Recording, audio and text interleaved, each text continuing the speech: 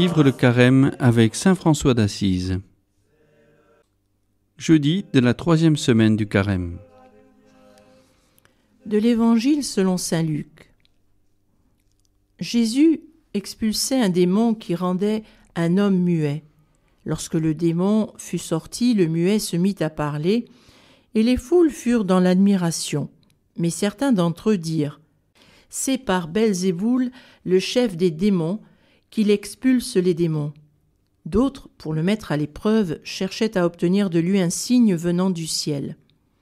Jésus, connaissant leurs pensées, leur dit : « Tout royaume divisé contre lui-même devient désert, ses maisons s'écroulent les unes sur les autres. Si Satan, lui aussi, est divisé contre lui-même, comment son royaume tiendra-t-il ? Vous dites en effet que c'est par Belzéboul que j'expulse les démons. Mais si c'est par Belzéboul que moi je les expulse, vos disciples, par qui les expulsent-ils ? Dès lors, ils seront eux-mêmes vos juges. En revanche, si c'est par le doigt de Dieu que j'expulse les démons, c'est donc que le règne de Dieu est venu jusqu'à vous. Quand l'homme fort et bien armé garde son palais, tout ce qui lui appartient est en sécurité. Mais si un plus fort survient et triomphe de lui, il lui enlève son armement auquel il se fiait, et il distribue tout ce dont il l'a dépouillé. Celui qui n'est pas avec moi est contre moi. Celui qui ne rassemble pas avec moi disperse.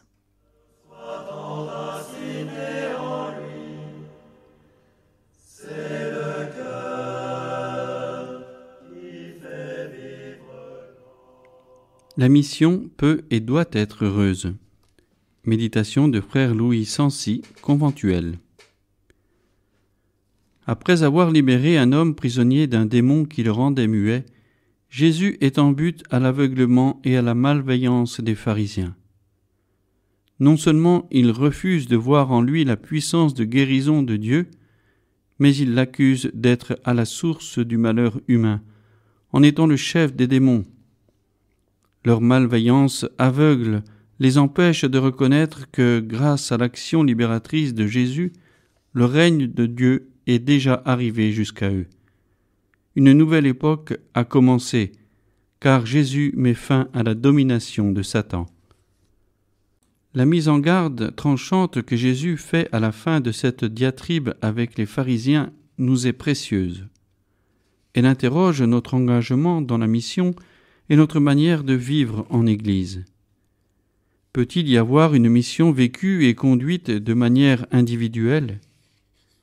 Pour séduisante et attirante que puisse être notre présence et notre action au sein de l'Église, elle ne pourra être qualifiée de mission que si elle est vécue en lien avec le Christ et en communion fraternelle.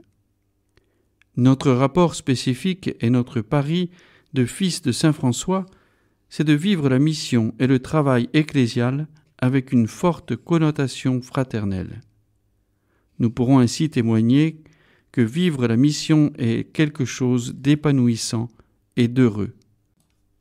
Seulement ainsi, on ne dispersera pas, mais avec le Christ, on rassemblera dans la joie du règne de Dieu.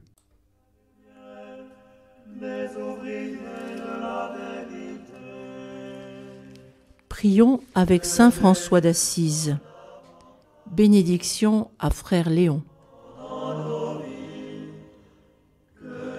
Que le Seigneur te bénisse et te garde. Que le Seigneur te découvre sa face et te prenne en pitié. Qu'il tourne vers toi son visage et te donne la paix. Que le Seigneur, frère, te bénisse. Avec un cœur simple, toujours humble et